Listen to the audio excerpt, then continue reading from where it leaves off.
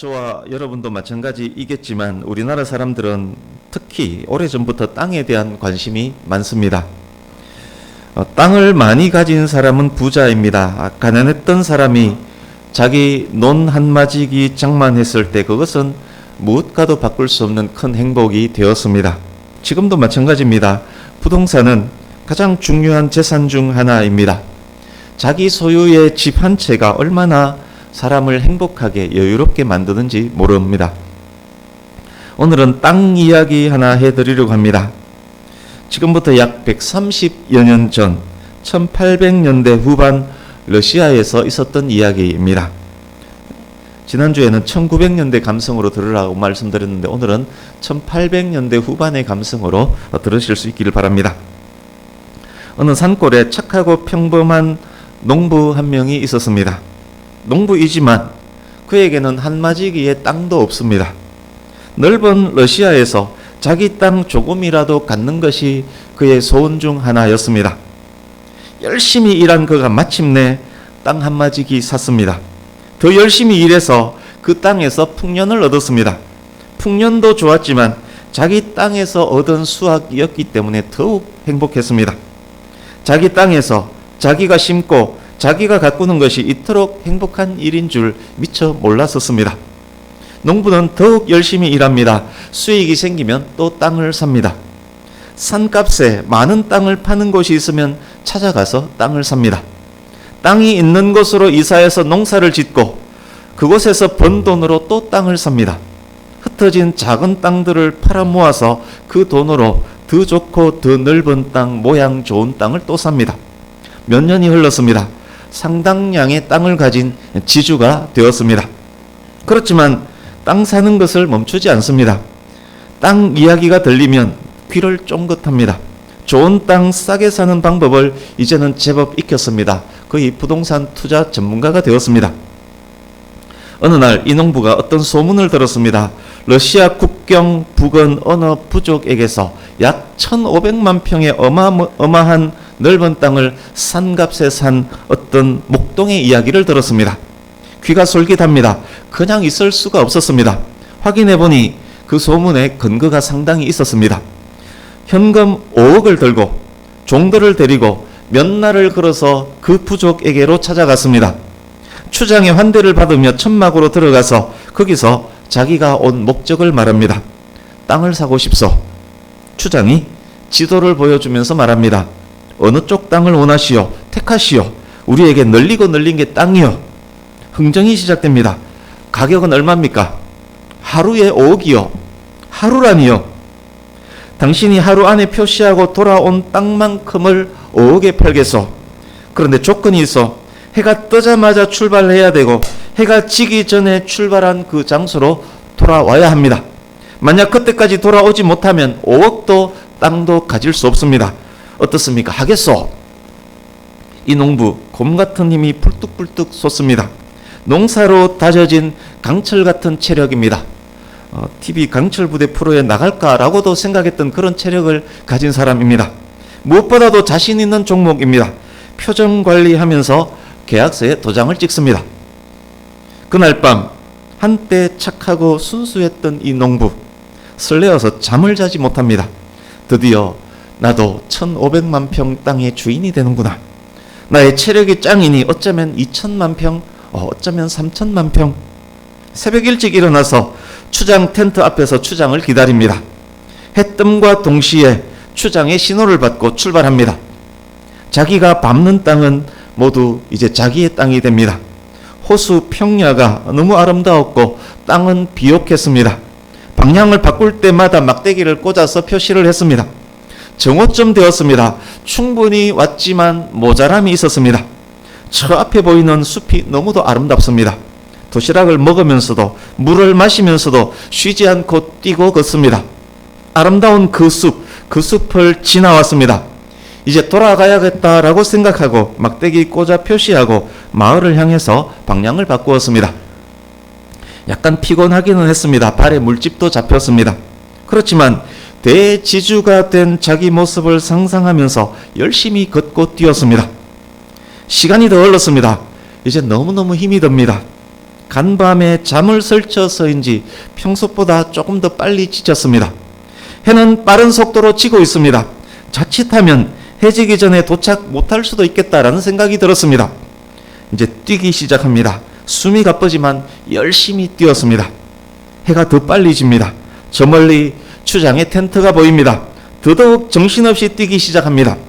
다행히 해가 짐과 동시에 정확하게 추장 앞에 딱 도착했습니다. 지난주에는 오헬리의 작품 재물의 신과 사랑의 신 이야기를 해드렸습니다. 오늘 방금 들려드린 이 이야기는 러시아 대문호 톨스토이가 1886년에 발표한 단편소설에 나오는 이야기입니다. 이 이야기 역시 저의 중고등학교 시절 영어 교과서에서 실렸던 이야기입니다. 제가 굉장히 공부를 잘했던 것 같지 않습니까? 그때 영어 교과서를 생각해서 책을 찾아서 원문을 확인하고 설교문을 작성한다는 것, 정말 공부를 열심히 잘했던 것 같습니다. 감사합니다.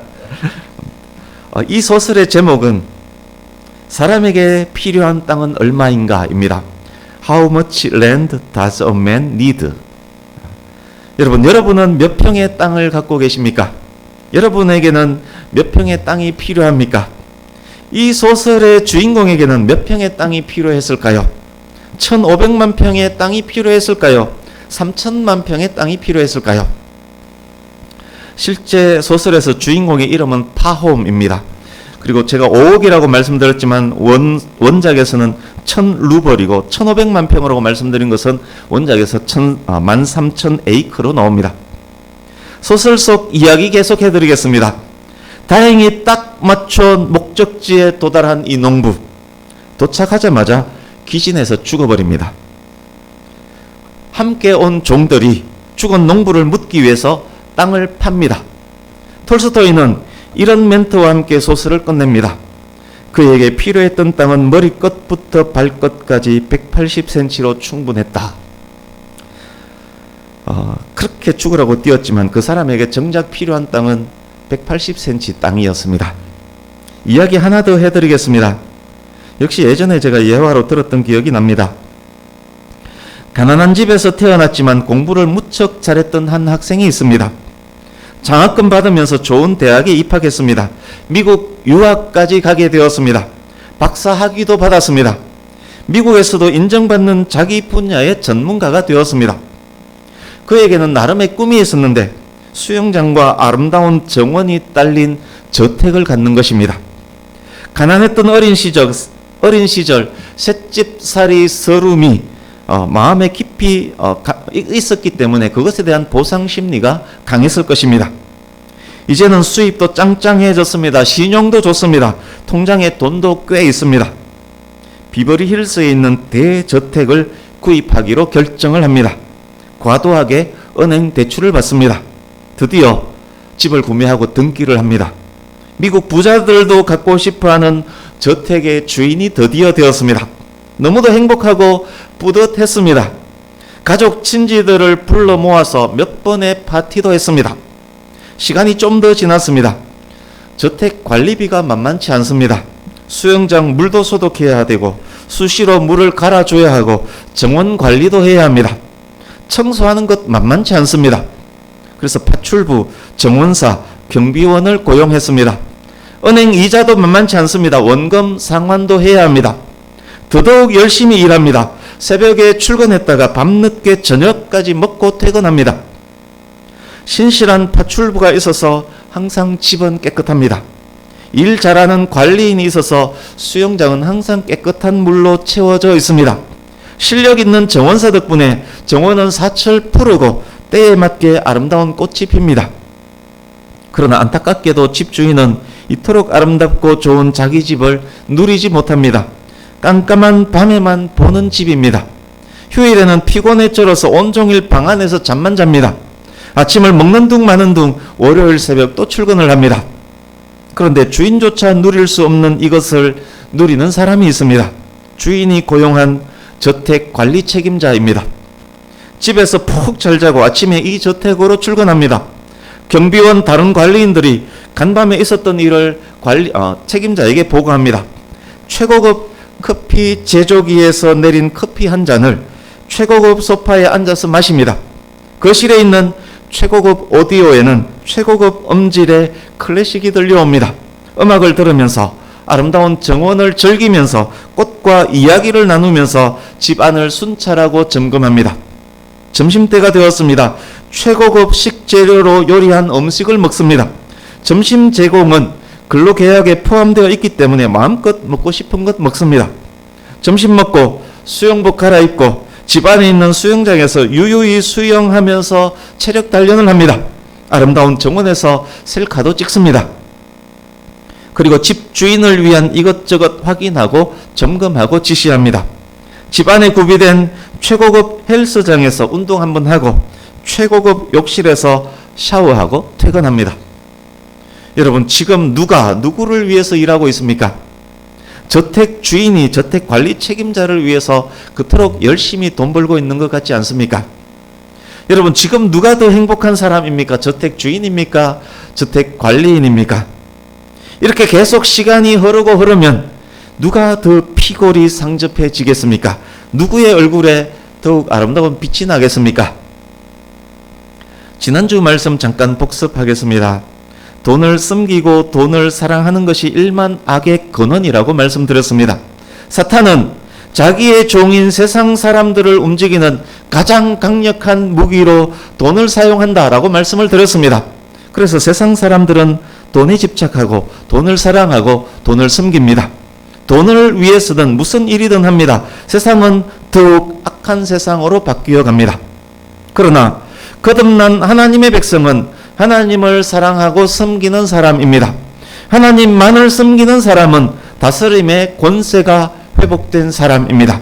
하나님의 종인 성도는 돈을 다스리고 하나님만을 섬기는 사람이라는 말씀을 지난주에 드렸습니다. 이제 오늘 본문을 보겠습니다.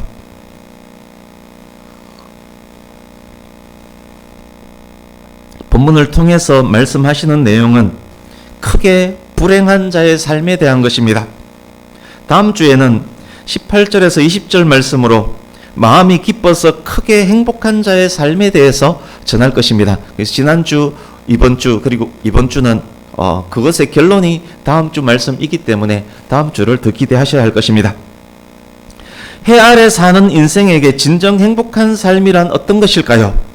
온갖 부귀영화를 다 경험한 인류 역사상 가장 지혜로웠던 솔로몬이 전도서를 통해서 지금 무엇이라고 말하고 있습니까? 돈을 숨기고 돈의 종이 된 삶은 구체적으로 어떤 삶이며 하나님을 섬기며 돈을 다스리는 삶은 조금 더 구체적으로 어떤 삶인가요? 오늘 본문은 해 아래에서 하나님 없이 사는 불행한 인생에 대한 내용입니다. 돈을 섬기며 돈을 사랑하는 사람들, 즉 물질의 종이 된 불행한 인생에 대한 내용입니다. 오늘 말씀은 지난주 말씀 속에 바로와 같은 사람들의 삶을 요약한 말씀입니다.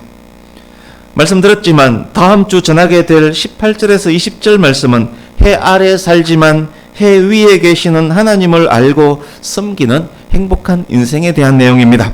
하나님을 섬기고 돈은 다스리는 행복한 사람들에 대한 이야기입니다. 이제 10절부터 보겠습니다. 부의 폐단, 부자의 폐단에 대한 말씀입니다. 돈을 좋아하고 돈을 사랑하는 사람은 아무리 돈이 많아도 만족하지 못합니다. 재물이 풍성하고 곳간에 곡식이 가득한 것을 사랑하는 자는 아무리 쌓아도 만족하지 못합니다.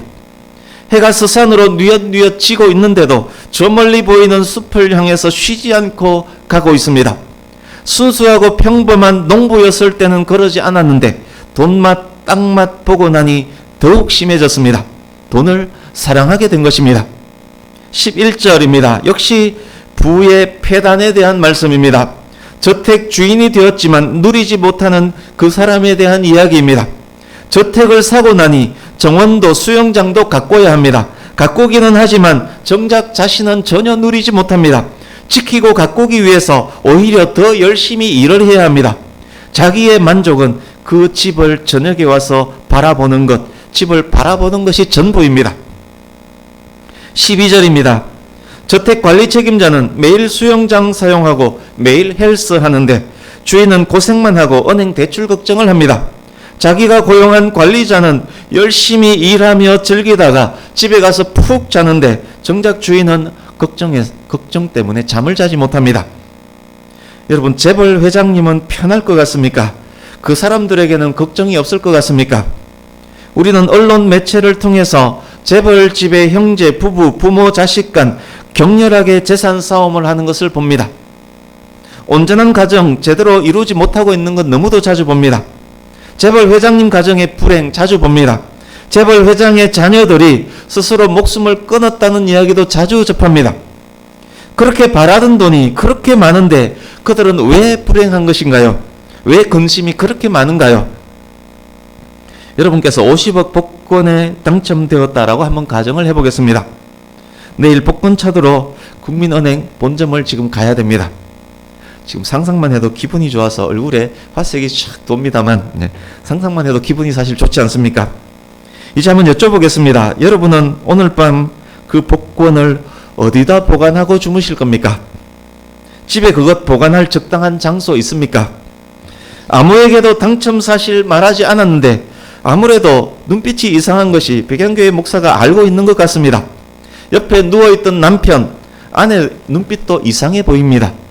아들이 실수로 이 복권을 찢어버릴 것만 같습니다. 혹시 천정이 무너지면 잘 보관해둔 복권 못 찾을 수도 있을 텐데 큰일 났습니다. 혹시 밤에 불이 나서 타버리면 어떡하지요? 여러분은 그 상황에서 잘 잘 수 있겠습니까? 13절 보십시오. 그래서 솔로몬이 말합니다. 내가 해 아래에서 큰 패단되는 일을 보았는데, 패단으로 번역된 원어는 나쁜, 악한 이란 단어입니다. 내가 해 아래에서 큰 악이 되는 일을 보았는데 사람이 재물을 자기에게 해가 되도록 소유하는 것이다. 재물을 다스릴 수 없는 사람이 많은 재물을 소유하는 것은 나쁘고 악한 일이라고 말합니다. 욕심이 끝없이 커지고 자기 그릇 이상의 재물이 차게 되면 톨스토이 소설의 주인공처럼 됩니다. 로또 1등 당첨자들이 그 후 이혼, 소송, 도박, 약물 중독 등으로 폐인이 되었다는 뉴스 우리 너무도 자주 접하지 않습니까? 돈을 가진 사람이 돈을 다스릴 줄 모르면 세상 환락에 빠질 수밖에 없습니다. 세상 환락에 빠진 사람은 조만간 재산을 탕진하게 됩니다. 돈을 많이 가졌던 사람에게 어떤 일이 닥쳐서 갑자기 자기의 부가 상실되면 그는 백발백중 폐인이 됩니다. 고대 이스라엘에서는 수시로 전쟁이 발발했습니다. 가나안 족속들, 이방 족속들과 자주 전쟁을 했습니다. 남북 간, 동족 간에도 전쟁을 자주 했습니다. 아무리 부를 비축해 놓더라도 전쟁 한 번에 훅 날아갑니다. 아수르에 의해서 파괴되고 바벨론에 의해서 멸망당하는데 모아둔 재물이 무슨 의미가 있겠습니까? 그래서 현대의 부자들은 재난이나 전쟁 상황에서도 자기의 돈을 지키기 위해서 위성 전화를 구비하고 다닙니다. 스위스 비밀 금고에 돈을 맡깁니다. 금을 사두고 해외 부동산을 구매하고 미국 시민권을 얻기 위해서 애를 씁니다. 그러나 그렇다고 지구촌 시대에 그것이 무슨 큰 힘이 되겠습니까? 재난이 없는 나라가 어디에 있겠습니까? 위험 분산 포트폴리오 역할만 겨우 할 뿐이지 않겠습니까? 14절에서 그래서 그 이야기가 이어집니다. 재물은 재난 한 번에 훅 사라진다. 후손이 있더라도 물려줄 것이 손에 하나도 남지 않게 된다. 그렇습니다. 아무리 부자였을지라도 정치적으로 줄 잘못 서서 훅 날아가 버릴 때도 있습니다. 투자 잘못해서 순식간에 날아가 버릴 수 있습니다. 전쟁으로 휴지 조각 될 수 있습니다. 나라가 부도나면서 휴지 조각 될 수 있습니다. 강도나 사기에 의해서 순식간에 날아갈 수 있습니다. 15절입니다. 그렇습니다. 결국 인생은 적신호로 왔다가 적신호로 갑니다. 흙에서 왔다가 흙으로 갑니다. 공술의 공수가 인생입니다. 돈으로 인생의 모든 문제 해결할 수 없습니다. 돈으로 안 되는 것 너무 많습니다.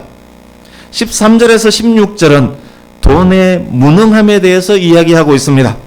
어쩌면 돈으로 교통체증을 일으켜서 2시간의 시간을 벌 수 있을지는 모릅니다.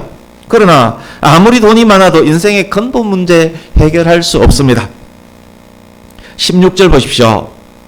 이거 큰 불행이다. 사람은 어떻게 왔든지 간에 그대로 갈 것이다. 재물의 축적이 무슨 의미가 있다는 말이냐. 17절, 우리 17절은 같이 읽어보겠습니다. 17절 시작. 일평생을 어두운 데에서 먹으며 많은 근심과 질병과 분노가 그에게 있느니라. 아멘. 17절은 10절에서 16절 말씀의 결론입니다. 재물과 풍요를 사랑하는 자, 자기에게 해가 되도록 재물을 소유한 자, 돈을 다스리지 못하는 자, 그들이 죽을 때가 되었을 때 자기 인생을 두고 이렇게 말하게 됩니다. 나의 삶을 돌아보니 평생 어두운 데서 먹었고 평생 근심을 했었구나. 나는 정상이 아니었구나. 나의 평생에 분노가 있었구나. 오 비참한 나의 인생이여. 나의 인생은 크게 불행한 인생이었구나. 그렇습니다. 돈을 사랑하는 인생은 비참한 인생, 큰 불행의 삶입니다. 어쩌면 여기까지 이야기 들으면서 이렇게 생각하는 분 계셨을런지 모르겠습니다. 솔로몬 찌는 부귀영화 다 누려봤으니까 그런 소리 할 수 있지. 솔로몬 찌는 1000명의 아내까지 거느렸잖아. 찌는 왕도 했으면서 솔로몬처럼 살았으면 나도 솔로몬처럼 똑같은 이야기 할 수 있겠다. 솔로몬 네가 내 처지 돼봐라. 그런 말이 나오는가? 돈을 사랑하든 풍요를 사랑하든 분에 넘치는 돈을 갖든 그거에 나는 관심 없다. 어쨌든 나도 솔로몬처럼 그런 부귀영화 누려보고 싶다. 솔로몬아, 그러고 나서 말하자. 혹시 뜨끔한 분 없습니까? 그렇습니다. 많은 사람들, 많은 성도들은 그래도 부자가 되고 싶어 합니다. 여러분은 부자가 되고 싶지 않습니까?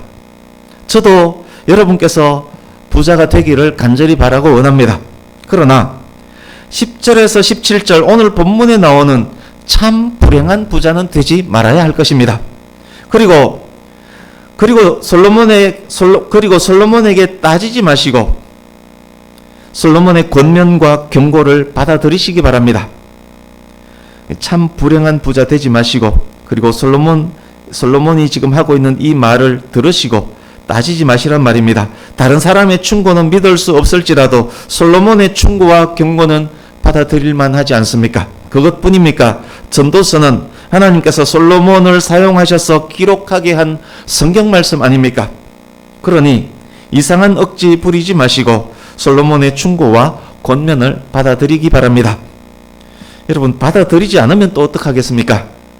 받아들이지 않으면 여러분에게 무슨 뾰족한 수가 있습니까? 여러분이 재벌이 되고 솔로몬과 같은 부귀영화 누릴 수 있습니까? 없습니다.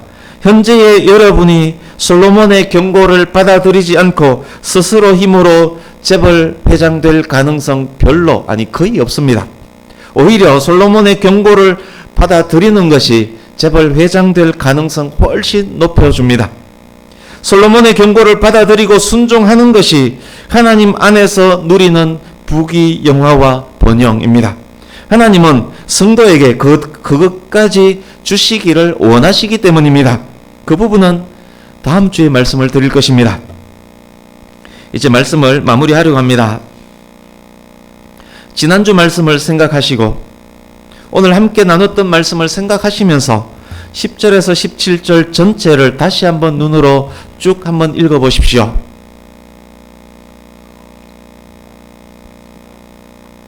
어떻습니까? 부자에 대한 이야기이지만 여기에 나오는 부자에게서 썩은 냄새가 나지 않습니까? 하나님만을 사랑하는 성도라면, 그리고 하나님 안에서 물질을 다스릴 수 있는 성도라면 오늘 본문 안 부자에게서 썩은 냄새를 맡을 수 있어야 합니다.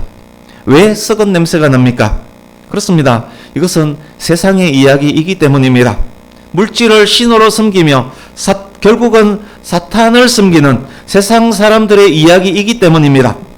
한편으로는 가련하고 불쌍한 사람들 이야기입니다. 평생 땅만 사모으다가 객사해서 180cm 땅에 파묻히는 사람의 이야기입니다. 넓은 집을 소유하고 있지만 자기 집을 쳐다보는 것 외에는 아무것도 누리지 못하는 사람, 세상 사람의 이야기이기 때문입니다. 13절로 다시 가서 앞부분을 보십시오. 내가 해 아래에서 큰 폐단되는 일이 있는 것을 보았으니, 본문 속 부자에게서 썩은 냄새가 나는 것은 해 아래 사람들의 이야기이기 때문입니다. 오직 해 아래에서만 사는 사람들 이야기이기 때문입니다. 전도서는 해 아래 새 것이 없나니 헛되고 헛되도다를 연발하는 책입니다. 그렇습니다. 해 아래에는 새 것이 있을 수 없습니다. 사람에게 새롭고 아름답고 의미 있는 것은 해 위에 계시는 하나님과 연결될 때입니다. 10절에서 17절을 눈 씻고 돋보기 갖다 대고 찾아보십시오. 하나님에 대한 이야기 한마디도 찾을 수 없습니다. 이것은 오직 해 아래만 국한된 이야기입니다. 해 아래에서 해 아래의 세상만 바라보며 세상을 섬기며 사는 사람들은 돈과 풍요를 이용하고 다스릴 줄 모릅니다. 오히려 섬깁니다. 무엇이 옳고 그른지 분별도 하지 못하고 오직 모으는 데만 전념합니다. 사랑을 잃어도, 나라를 잃어도, 가족을 잃어도 돈만 모이면 상관없는 사람들입니다. 돈을 지키기 위해서 온갖 걱정, 근심 다 안고 사는 사람들입니다. 편히 잠도 자지 못합니다. 돈을 지키기 위해서, 더 모으기 위해서 온갖 악행을 저지를 수 있는 사람들입니다. 해 아래에서 살아가는 불쌍한 사람들입니다. 그러다가 자기 인생의 목표인 돈이 재난이나 기타 여러 일들로 사라지는 일들을 만나게 되면, 자식에게 물려줄 돈마저 없게 되면, 돈이 목적이었고 다른 모든 것이 수단이었던 사람에게 돈이 사라지면 그 사람 삶 자체의 의미는 사라질 수밖에 없습니다. 결국 폐인이 되어버립니다. 질병과 분노 속에 생을 마감합니다. 그러나 하나님만을 섬기고 하나님만을 사랑하며 돈은 수단으로 사용하고 다스리는 사람들은 다릅니다. 비록 돈이 다 없어지더라도 목적이었던 하나님은 여전히 계시기 때문에, 비록 먹을 양식 하나 없더라도 목적이었던 하나님 여전히 계시기 때문에 흔들리지 않고 하나님만 바라보고 다시 일어설 수 있는 것입니다. 사랑하는 성도님 여러분, 해 아래에서 땅만 보며 사는 어리석은 사람 되지 마시기 바랍니다. 돈을 사랑하고 풍족을 사랑하는 불쌍한 사람 되지 마시기 바랍니다. 그들이 큰 불행의 인생, 큰 악함의 인생이라고 본문에서 말씀하고 있습니다. 집에 고급 벤처 10대 있어도 그 사람 참 부자 아닙니다. 벤처를 다스리지 못하면 벤처의 종일 뿐입니다. 금덩이 1톤 집에 있으면 뭐합니까? 금덩이가 사람을 조종하고 있다면 그는 금덩이의 종일 뿐입니다. 하나님의 형상인 인간이 어찌 해 아래에 있는 그런 것들의 종이 된다는 말입니까? 우리의 주인은 오직 하나님 한 분밖에 없습니다. 이렇게 질문할 수 있습니다. 그렇다면 하나님 섬기는 사람은 지지리도 가난하게 공색하게 돈을 초월해서 그렇게 살아야 한단 말입니까? 절대 그렇지 않습니다. 하나님을 섬기는 사람은 해 위에 계시는 하나님과 연결된 사람입니다. 그 사람의 삶은 행복한 삶입니다. 예수 그리스도로 말미암아 회복된 복입니다. 오늘 말씀드린 세상의 종들과는 비교도 할 수 없는 사람들입니다. 물질을 사용하며 다스리며 누리며 마음의 기쁨과 감사가 넘치는 행복한 사람들입니다. 그 사람들에 대한 이야기 말씀드렸듯이 다음 주에 계속될 것입니다. 이제 말씀을 맺습니다. 성도는 해 아래 살지만 해 위 모든 것을 주관하시는 창조주 하나님과 연결된 사람들입니다. 하나님과 화목한 사람들, 참으로 행복한 사람들입니다. 대강절 기간입니다. 해 아래 것들에 매여서 해 아래 것들의 종으로 살고 있는 사람들을 해 위에 하나님과 화목해 하시기 위해서 예수님께서 오셨습니다. 성도는 예수님으로 말미암아 복되고 행복한 사람들인 것입니다. 악단 나오시면 되겠습니다. 그러니 이 자리에 계신 사랑하는 성도님 여러분, 더 이상 돈 때문에 근심하는 일이 없으시길 바랍니다. 거기서부터 시작하시기 바랍니다. 그것으로부터 시작해서 시간이 더 지나면 돈으로 인한 고난, 고통도 없어지게 될 것입니다. 비록 가진 것 아무것도 없을지라도 더 이상 돈 때문에 고민하지 마시고 하나님만 바라보시기 바랍니다. 세상이, 주변에서 친구가, 환경과 형편과 여건이 여러분을 유혹하고 미혹하더라도 돈으로 인해서 흔들리지 마시기 바랍니다. 하나님 안에서 하나님으로 인하여 행복해하고 감사해하며 하나님께서 허락하신 모든 것들을 다스리고 누리는, 지금 하나님께서 우리에게 주신 그것을 다스리고 누리는 저와 여러분 되시기를 예수님 이름으로 축복합니다. 말이 됩니까? 말도 안 됩니다. 항변할지 모르겠습니다만 그것이 성경의 가르침입니다. 하나님 안에 있는 성도는 그래야만 합니다. 이것이 왜 말이 되는지는 다음 주에 더 자세히 설명드리겠습니다. 우리 오늘도 함께 찬양하고 기도하려고 합니다. 말씀을 기억하면서 진정 복이신 예수님을 찬양하고 기도하기를 원합니다. 이 땅에 오신 예수님께서 우리를 하나님 자녀 되게 하셨습니다. 해 아래에서 종으로 사는 우리들을 해 위에 하나님과 연결시켜 주셨습니다. 이것보다 더 귀하고 큰 복이 어디에 있겠습니까? 우리의 복의 근원, 가장 큰 복이신 예수님을 이 찬양으로 함께 찬양하고 기도하고자 합니다. 복된 예수, 우리 같이 찬양하겠습니다. 말씀 기억하며 가사 기억하며 찬양합니다.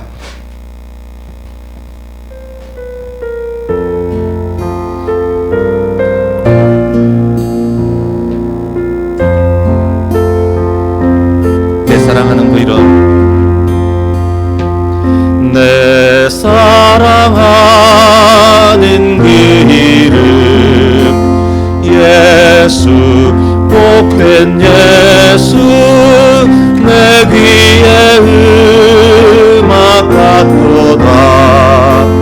예수, 복된 예수, 아귀하다 그의 이름, 갈보리 산의 어린 양, 귀한 생명 버리셨네. 예수, 복된 예수, 내 맘에 계신 그 이름, 예수, 복된 예수, 내 눈에 눈물 씻기는 예수, 복된 예수, 아귀하나 그의 이름, 갈보리 산의 어린 양, 귀한 생명 버리셨네. 예수, 복된 예수, 주 예비하신 하늘집,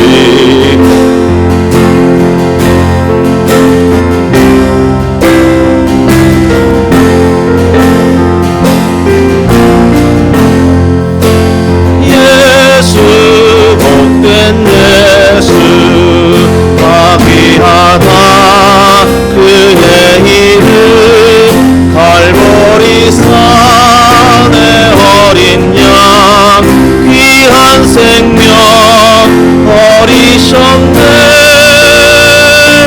예수, 복된 3절합니다. 주 예비하신 하늘집, 예수, 복된 예수, 내 구원하신 그 이름, 예수, 복된 예수, 아귀하다 그의 이름, 갈보리 산의 어린 양, 귀한 생명 버리셨네. 예수, 복된 예수, 아귀하다 아귀하다 그의 이름, 갈보리 산의 어린 양, 귀한 생명 버리셨네. 예수, 복된 예수. 이 시간 합심해서 통성으로 같이 기도하고자 합니다.